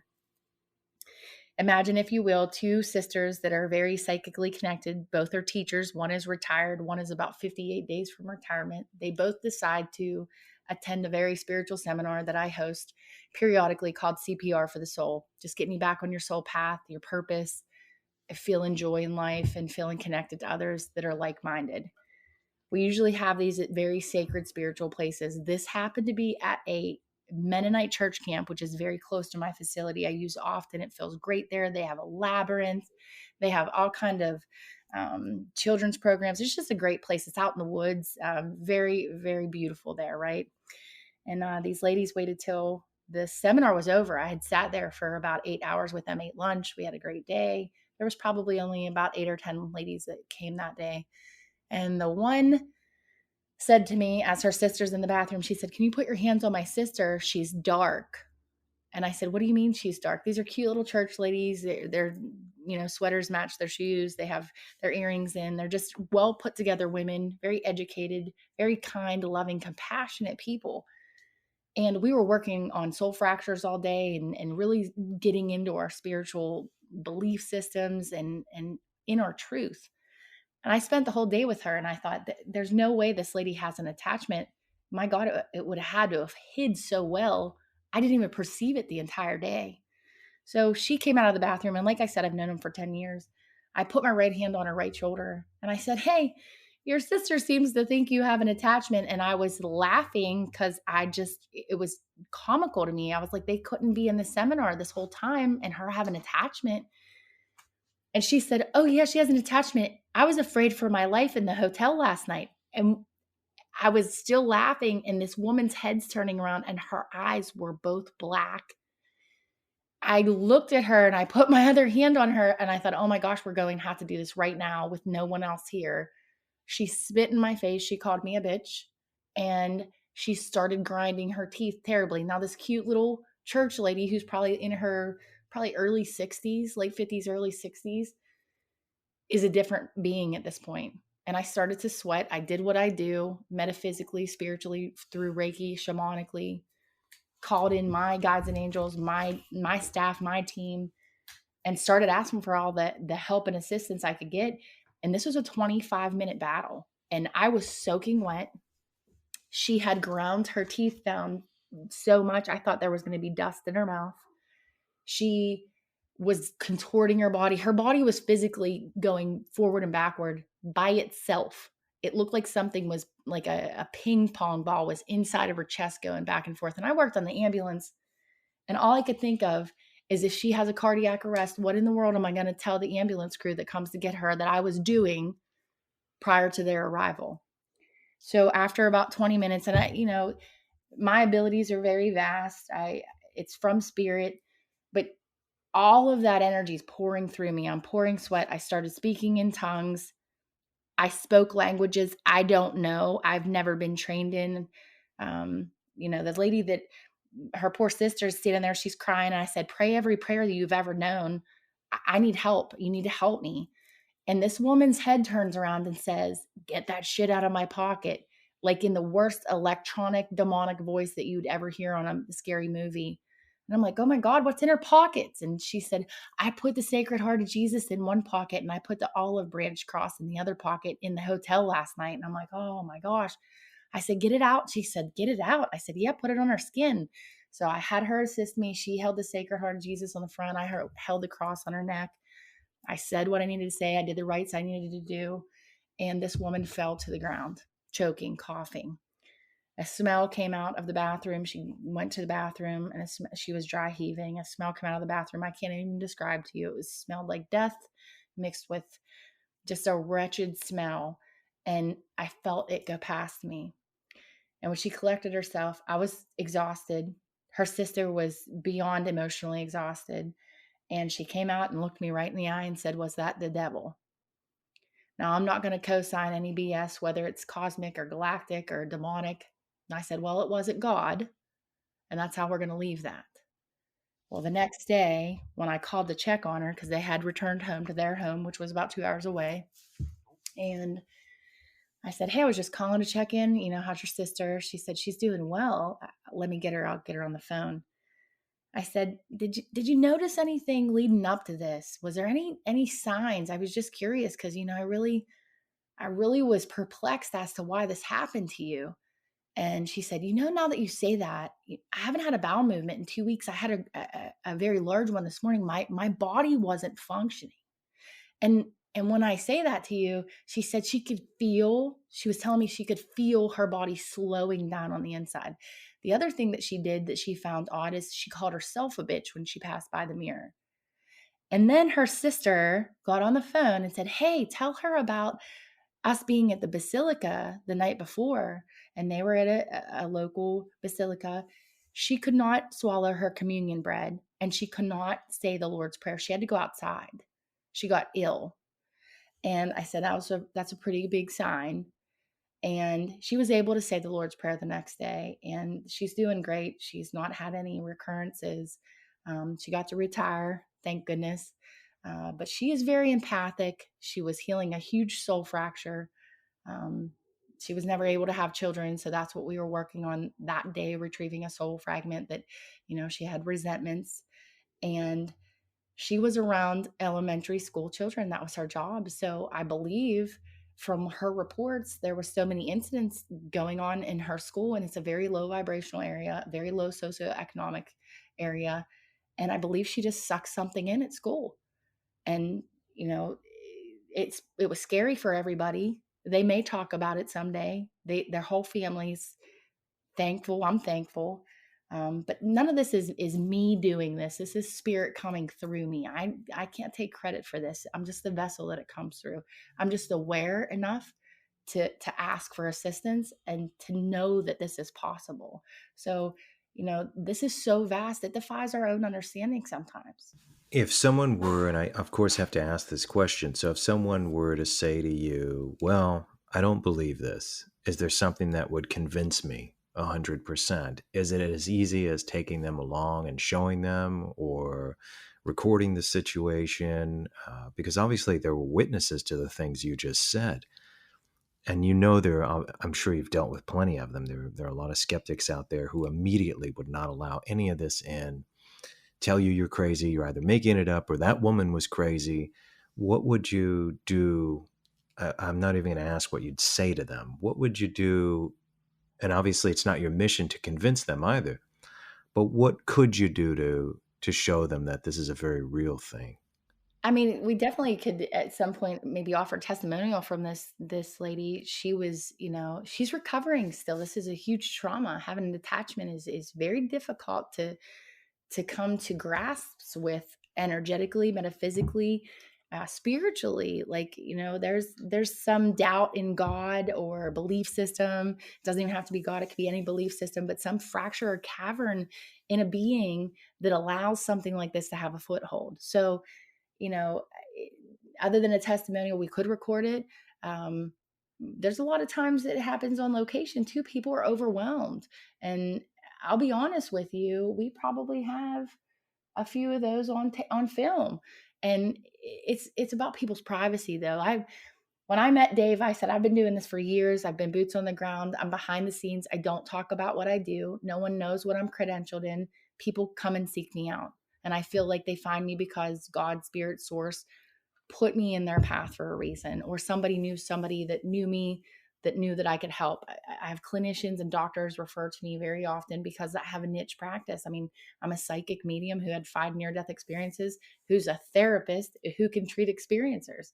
So, and I can exorcise them, heal them, clear them, and bless them, and give them the appropriate strategies and skill set to develop their own abilities. So, I mean, it's almost like people would have to come with us to an event, have their own experience, see what goes down. We've been doing this. Can I talk about this? Is it okay with you? Mm-hmm. Okay. So we've been doing events, and I really like them because a lot of people that I know and I treat and that have been in my clients want to bring a skeptic.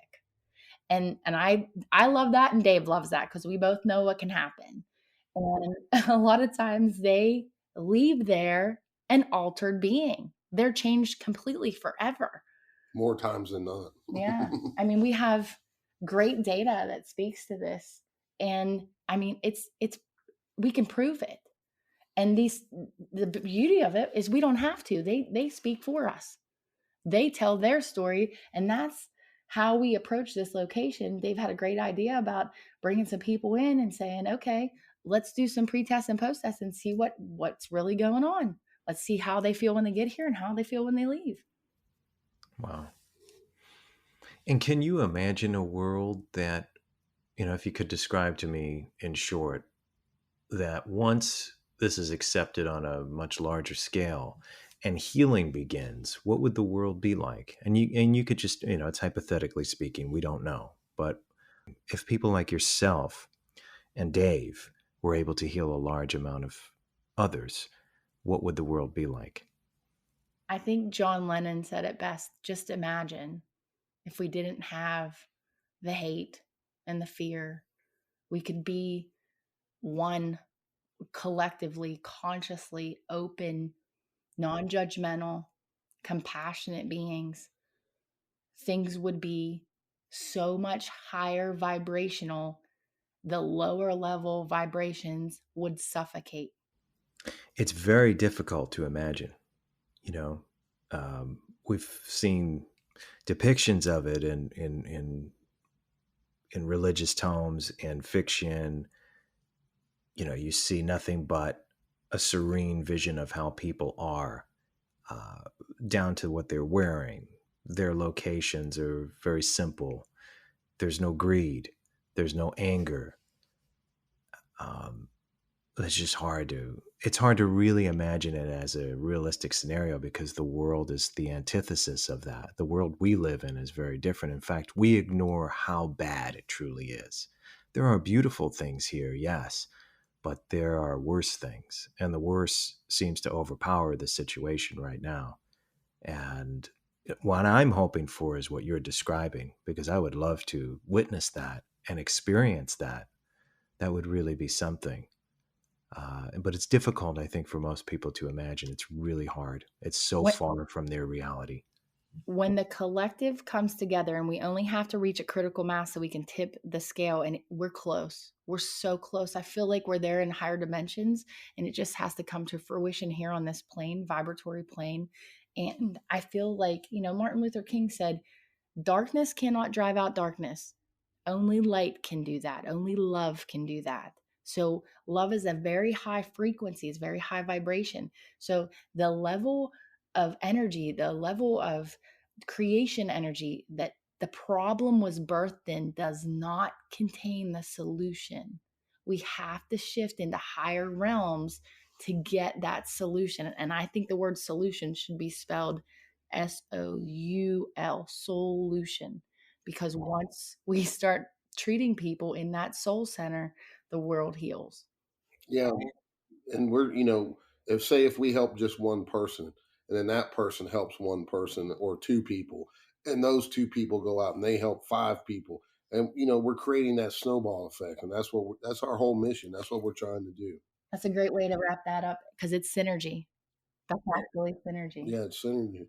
There was a newer version of The Twilight Zone in the 1980s. I don't believe this was a remake of an older episode, but it was about this government program, and there was a dimensional portal where a few soldiers got lost. So they sent in this general, his life was going down the tubes, and they send him through the portal to go find out where these guys went. Ends up in a place where what you're describing, there's no hate, there's no anger, there's no greed, jealousy. And the other soldiers are living there saying, we don't want to go back. And they called it heaven. Okay.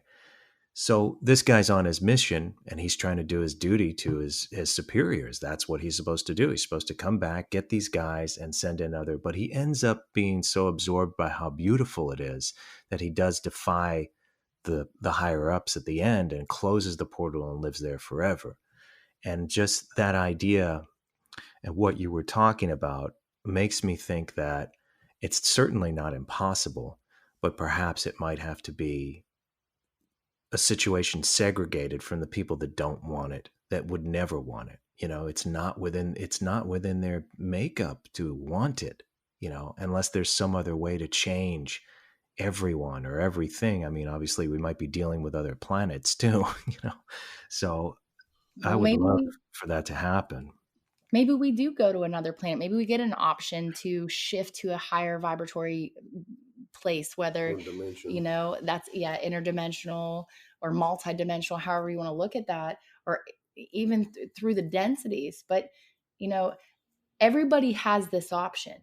It's a soul path choice. So if you want to heal, to vibrate higher, to understand your purpose, to feel connected to whatever that is, good orderly direction, God, source, creator, whatever you want to label it as, there's hope for everyone. I've worked in drug and alcohol for too long in law enforcement to know anything contrary to that, because I've seen people at the very lowest of the low, and they've walked out of there with their souls intact and their head held high. Anything is possible. And there is a spark of whatever that is inside of us. And there's no limit to what that can do. But I think he's right too. There are those people out there that are going to sit in the low vibration, sit in their dung, as you say all the time, and not do the work. There's always going to be a few of those people. But as a whole, everybody wants to heal and everybody wants to ascend, I think, for the most part. And that's what we're trying to do. As many as we can help, we're going to help, and hopefully it spreads like wildfire.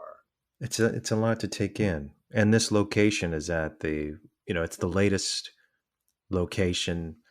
It's at the center of your study right now and your practice.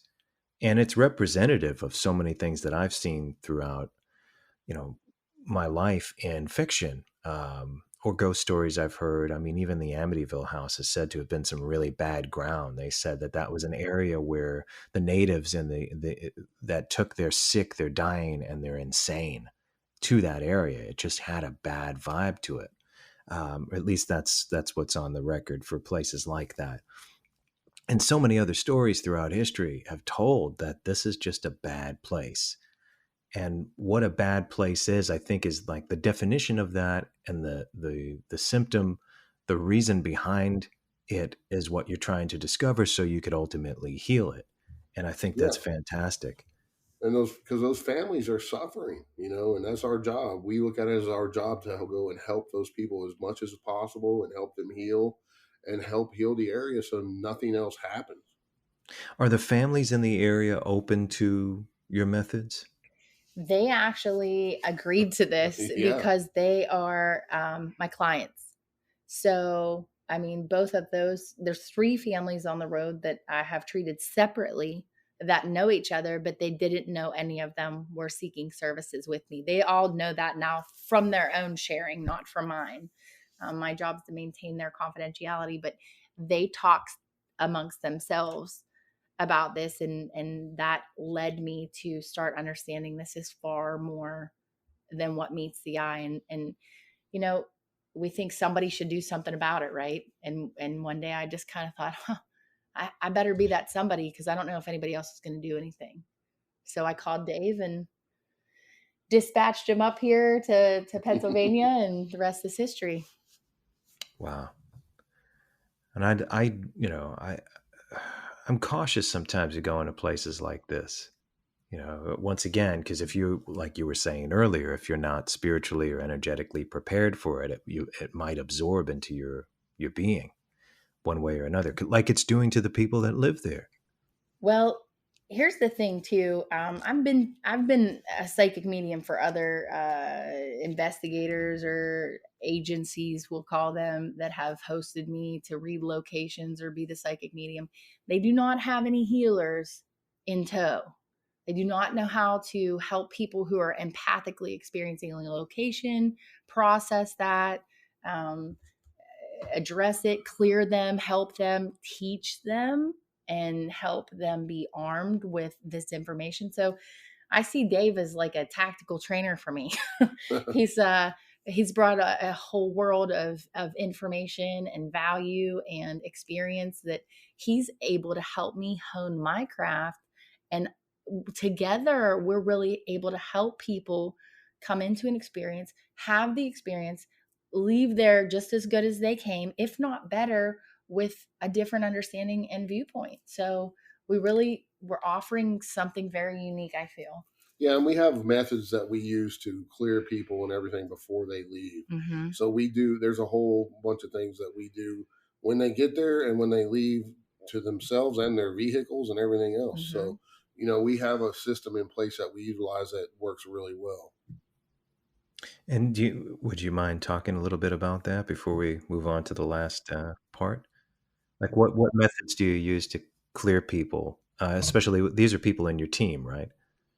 No, well, we bring other people in just to, in some instances, not all the time, obviously, but we bring other people in to have an experience, because there are people that like we've brought people in that Jen has trained in Reiki and everything, right? So we want them to utilize their skills in a situation like this too, because it's training in a sense.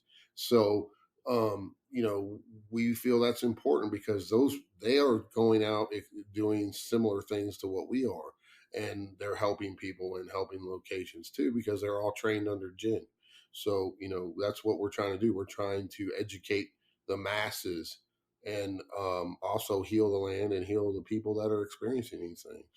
You do believe that these bad grounds, that these lands that might be tainted, that again, ancient cultures have talked about pretty much since human history began. They've been afraid of certain areas, certain parts of the forest, certain parts of land.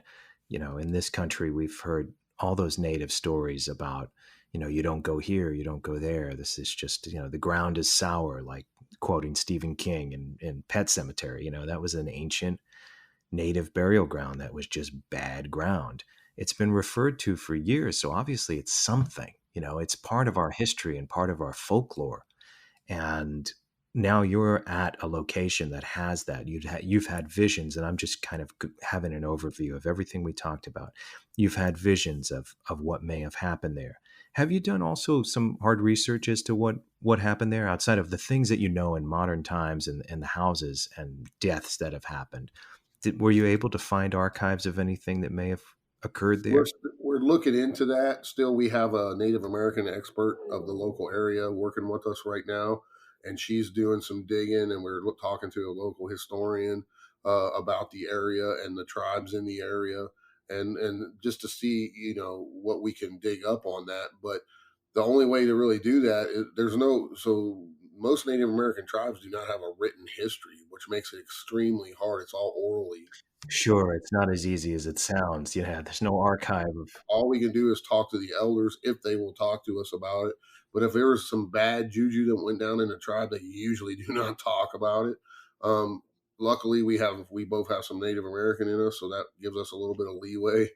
But in a lot of cases, they're like the old timers, like my grandpa, that refuse to even talk about these things because they feel it brings it closer to them, and they don't want to address it, a lot of times. But we do know some Native American tribe. There is a burial ground on where we're at.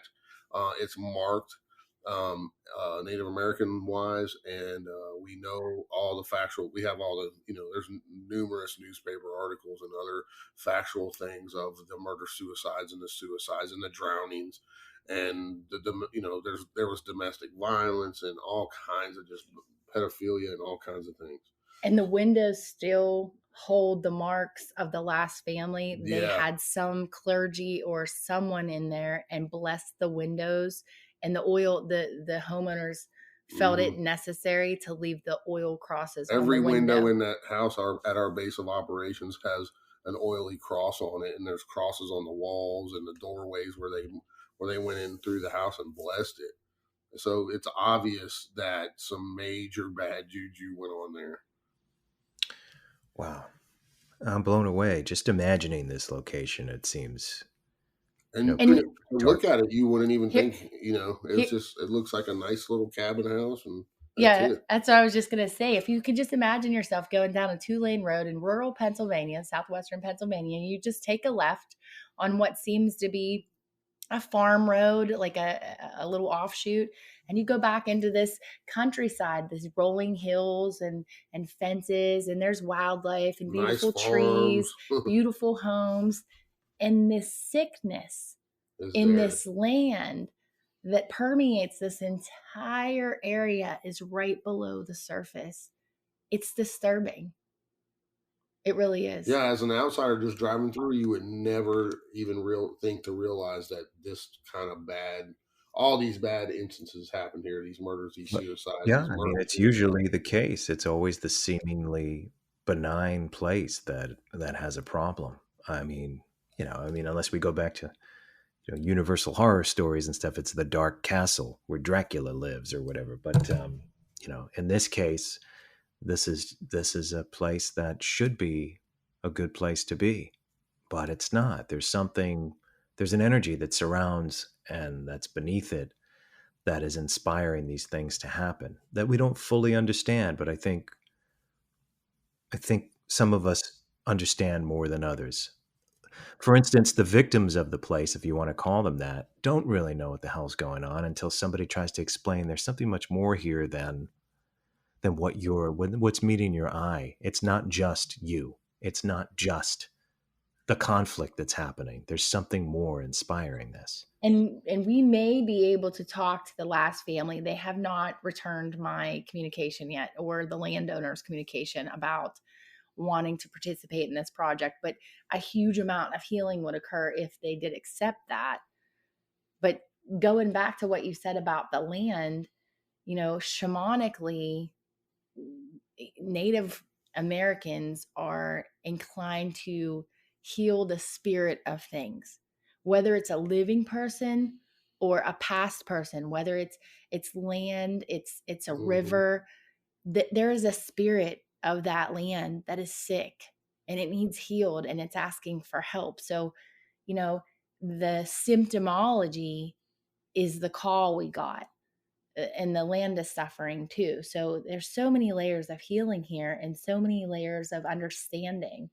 And I feel we both feel obliged to do that. That's our spiritual legacy, metaphysical legacy, our body of work. That's what we're going to leave behind. We're going to leave the world better than we found it. Well, I really appreciate it. There's obviously so much more to do in your realm, and I wish you well on this journey, and I'm looking forward to hearing more about what happens.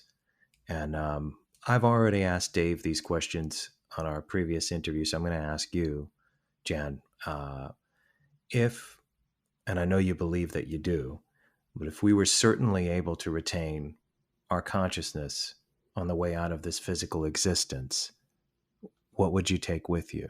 And there's no right or wrong answer. I would take my Merkaba. That is the personal hard drive of the soul. So that retains all the collected wisdom of the soul's journey in this incarnation.